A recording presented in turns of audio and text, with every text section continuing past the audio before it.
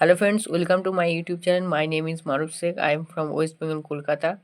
आज इस वीडियो में मैं आपको बताऊंगा रिवीजन स्ट्रैटेजी के बारे में।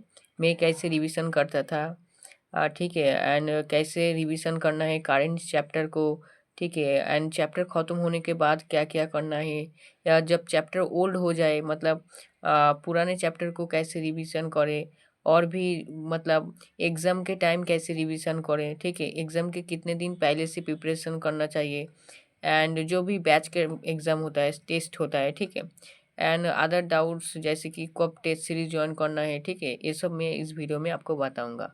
चलो वीडियो को चालू करते हैं। एंड अगर आप मेरे चैनल पे नए हैं तो ज़रूर सब्सक्राइब करना। तो मैं पहले बताऊंगा कि करेंट चैप्टर का रिवीजन कैसे करें, ठीक है। मैं फर्स्ट जो बहुत सारे स्टूडेंट मुझसे पूछ रहे थे कि भैया करेंट चैप्टर का कैसे रिवीजन करें, चैप्टर ख़त्म होने के बाद क्या करना है, तो मैं आपको बताऊंगा कि करेंट चैप्टर का रिवीजन कैसे करें। तो देखो, करेंट चैप्टर का रिवीजन करने के लिए क्या करना है। तो करेंट चैप्टर मतलब बैच में वो चैप्टर अभी टीचर लोग पढ़ा रहे होंगे, तो आपको पहले क्लास करनी है, ठीक है। क्लास करने के बाद आपको बिना देखे रफ कॉपी में वो लिखना है, ठीक है। क्लास में जो जो सर ने पढ़ा है वो बिना देखे रफ कॉपी में आपको लिखना है, एंड क्लास के तुरंत बाद ही लिखना है आपको, ठीक है, उसी दिन लिखना है, ठीक है। ये नहीं कि आप आज क्लास हुआ उसके बाद 2 दिन बाद आप लिख रहे हैं, इससे कोई मतलब फ़ायदा नहीं होगा। आपको क्लास के बाद ही बिना देखे उसको रफ कॉपी में लिखना है, ठीक है।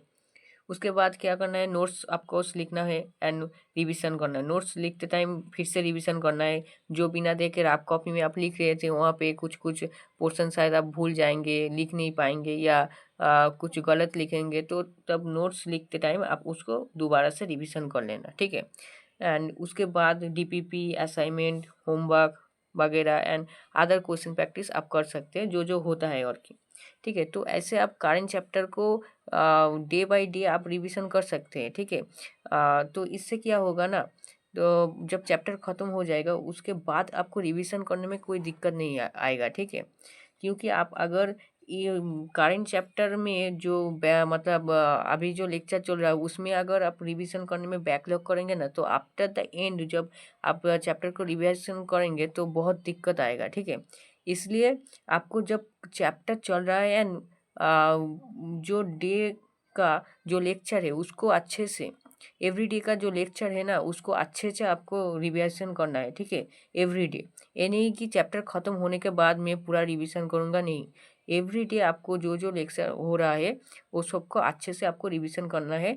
मैंने जिस सीक्वेंस में बताया है आप ये फॉलो कर सकते हैं, या आप जो जो सीक्वेंस फॉलो करते हैं वो कर सकते हैं, ठीक है।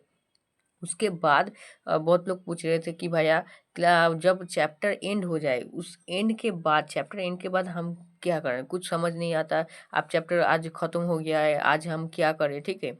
तो कल दूसरा चैप्टर चालू होगा तो हम आज क्या करें। तो मैं बताता हूँ, जब चैप्टर ख़त्म हो जाए ना तब आप कॉन्सेप्ट को, पूरा चैप्टर का जो कॉन्सेप्ट है एक बार दोबारा से कॉन्सेप्ट को, सिर्फ कॉन्सेप्ट को आप रिवीजन कर लीजिए, ठीक है।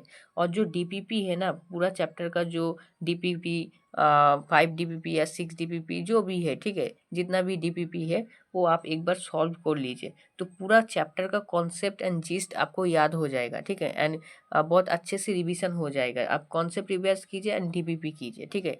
उसके बाद ज़रूर शॉर्ट नोट्स लिखना, बहुत काम आता है लास्ट रिवीजन के लिए, ठीक है। तो आप शॉर्ट नोट्स ज़रूर बनाना। उसके बाद जो जो चैप्टर को आपको लगता है कि शॉर्ट नोट्स बनाना ज़रूरी है वो आप शॉर्ट नोट्स बना सकते हैं, ठीक है। एंड उसके बाद आप क्या कर सकते हैं, चैप्टर ख़त्म हो गया है तो आप पीआईक्यू कर सकते हैं, नीट के या जेई के, आपके हिसाब से आप पीआईक्यू करिए। एंड अदर जो क्वेश्चन प्रैक्टिस है आप क्वेश्चन प्रैक्टिस कीजिए, आप जिस भी बुक से या मॉड्यूल से या कोई अदर सीरीज से या कुछ भी, ठीक है, जहाँ से आप क्वेश्चन प्रैक्टिस कर रहे हैं वहाँ से आप क्वेश्चन प्रैक्टिस कर लीजिए।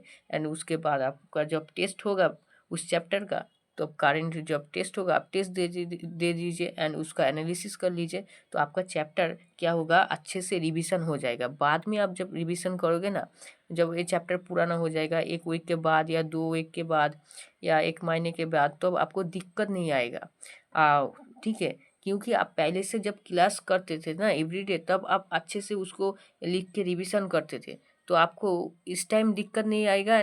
बाद में भी आपको दिक्कत नहीं आएगा, ठीक है। तो इसलिए ये वाला पोर्शन बहुत ही ज़रूरी है। जो जो ये वाला पोर्शन करते हैं आगे की जो रिवीजन के लिए बहुत हेल्प होगा, ठीक है। तो उसके बाद क्या करना है, उसके बाद बहुत मतलब मैंने बोला कि करंट चैप्टर को कैसे रिवीजन करना है ना, उसके बाद आफ्टर एंड क्या करना है तो मैंने बता दिया है। अब बहुत सारे स्टूडेंट पूछ रहे थे कि भैया ओल्ड चैप्टर का रिवीजन कैसे करें, अर्थात मैं कैसे रिवीजन करता था। एक चैप्टर ख़त्म हो गया, उसके बाद तो एक बार रिवीजन हो गया। अब 1 वीक हो गया है उस चैप्टर को ख़त्म हुए, या 2 वीक हो गया है, 3 वीक हो गया है, या एक महीना हो गया है, या बहुत मतलब दिन हो गए हैं, उसको कैसे रिवीजन करें। तो मैं क्या करता था कि पहले जब चैप्टर ख़त्म होता था तो एक बार रिवीजन कर लिया, कॉन्सेप्ट रिवाइज एंड डीपीपी के थ्रू, अदर क्वेश्चन प्रैक्टिस के थ्रू। देन 1 वीक के बाद जो शॉर्ट नोट्स बनाया था ना, उसको एक बार रिवीजन कर लेता था। देन 2 वीक के बाद क्या करता था, मैं फिर से एक बार कॉन्सेप्ट को रिवाइज कर लेता था, ठीक है, कुछ क्वेश्चन प्रैक्टिस कर लेता है। 3 वीक के बाद सिर्फ क्वेश्चन प्रैक्टिस कर लेता था, ठीक है। तो ऐसे 4th वीक के बाद मैं फिर से एक बार रिवीजन कर लेता था। तो ऐसे क्या होता था, चैप्टर का मतलब पूरा चैप्टर अब बहुत अच्छे से हो गया है एंड बहुत दिन तक ये मुझे याद रहेगा। मैंने एक चैप्टर को 4 बार अच्छे से रिवीजन कर लिया है, ठीक है। ये मतलब एवरी वीक में एक बार मैं रिवीजन करता था, एक बार उस चैप्टर को, ठीक है। तो एक महीने में मैंने 4 बार उसको रिवीजन कर लिया है। तो इससे क्या होता है कि मेरा मतलब उस चैप्टर अच्छे से मुझे मेरा कंप्लीट हो गया है। एंड अब जब भी मुझे मतलब उस चैप्टर का ज़रूरत पड़ेगा मैं रिवीजन कर लूँगा, ठीक है। तो मैं एक चैप्टर को ख़त्म होने के बाद ऐसे फर्स्ट वीक में एक बार रिवीजन करता था उसका, फिर उसके बाद सेकंड वीक में और एक बार रिवीजन करता है, उसके बाद थर्ड वीक में एक बार रिवीजन करता है, और फोर्थ वीक में एक बार रिवीजन करता है, ठीक है। एंड उसके बाद जब भी मतलब कोई टेस्ट वगैरह होगा तो उससे पहले मैं रिवीजन करता था, ठीक है। तो ये मेरा रिवीजन का तरीका था। तो उसके बाद बहुत सारे स्टूडेंट पूछ रहे थे कि भैया रिवीजन कैसे करें at the time of test, test के लिए कैसे प्रिपरेशन करें, या टेस्ट के लिए हम रिवीजन कैसे करें, ठीक है। तो ओनली कॉन्सेप्ट को हम पढ़ के टेस्ट देने जाए या क्वेश्चन प्रैक्टिस करें टेस्ट के पहले। तो मतलब ये बहुत लोगों के मतलब डिपेंड होता है कि लोगों के ऊपर डिपेंड होता है कि वो कॉन्सेप्ट को पढ़ के टेस्ट देने जाए या क्वेश्चन प्रैक्टिस करके टेस्ट देने जाए। तो ये टाइम के ऊपर डिपेंड करता है। आप अगर आज मतलब कल संडे है एंड आज आप सोच रहे हो कि टेस्ट का प्रिपरेशन स्टार्ट करूँ, तो क्या करूँ, कल संडे है मुझे टेस्ट देना है। तो ऐसे आप क्या कर सकते हैं, थोड़ी बहुत कॉन्सेप्ट को रिवाइज कर लीजिए एंड अगर क्वेश्चन प्रैक्टिस का टाइम मिले तो क्वेश्चन प्रैक्टिस करके कल टेस्ट दीजिए। लेकिन ऐसा नहीं होता। आपको जब पता है कि इस संडे एग्ज़ाम होगा तो आप मंडे से उसको तैयारी कर दीजिए, ठीक है, मतलब तैयारी स्टार्ट कर दीजिए।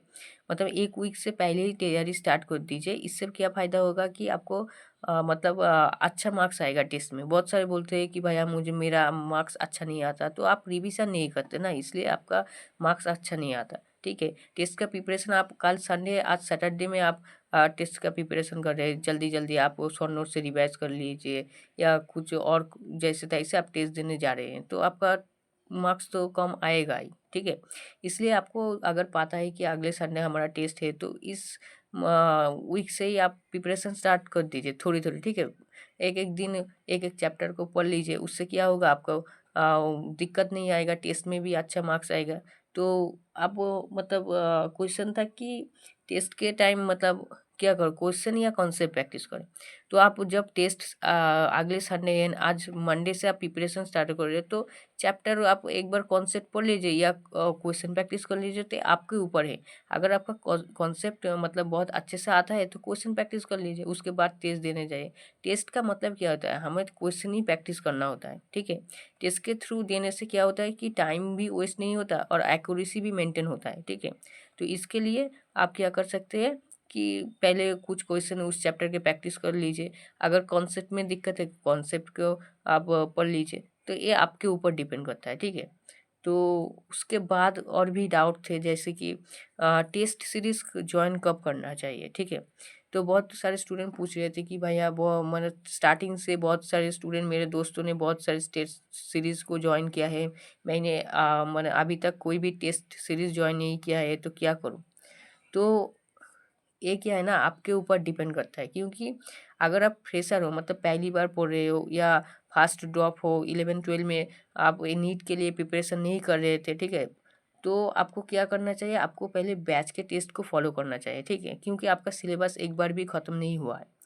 तो आप बेकार में टेस्ट सीरीज़ ज्वाइन करेंगे एंड बैच के टेस्ट का जो मतलब बैच का जो सिलेबस है एंड टेस्ट सीरीज़ का जो सिलेबस है वो कभी कभी मैच नहीं करेगा, तो आपको मतलब टेस्ट देने में दिक्कत आएगा एंड दोनों में आपको क्या होगा कि दिक्कत आएगा। इसलिए आप बैच को फॉलो कीजिए, बैच का टेस्ट सीरीज ही आप पहले दीजिए एंड जब बैच का सिलेबस ख़त्म हो जाए बा 11th ख़त्म हो जाए तब आप वहाँ से स्टार्ट करना, ठीक है।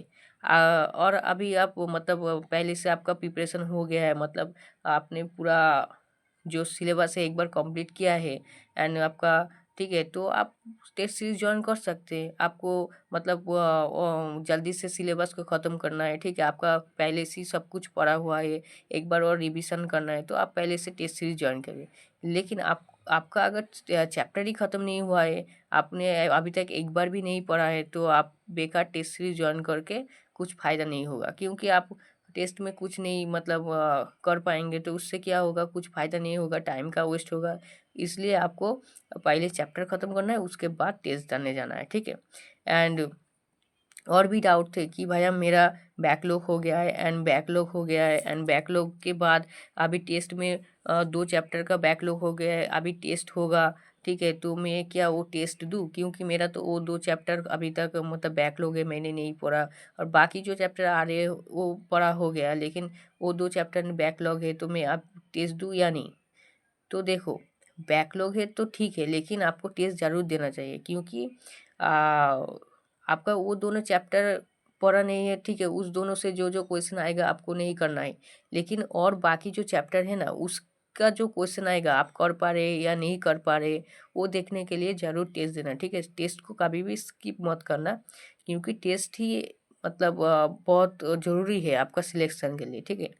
तो ये सारे क्वेश्चन बहुत सारे स्टूडेंट ने मुझे पूछ रहा था, ठीक है, तो मेरा मतलब बहुत दिन से पूछ रहे थे कि ये सब क्वेश्चन का आंसर दे दीजिए, ठीक है। तो मैंने आज इस वीडियो में आपको बता दिया है क्या क्या करना है, रिवीजन में कैसे करता था। अगर अच्छा लगा वीडियो को ज़रूर लाइक करना एंड शेयर करना, एंड और भी कुछ डाउट है, ठीक है, तो कमेंट में ज़रूर लिखना, मैं उसका आंसर दे दूँगा, ठीक है। तो okay, thank you, bye bye.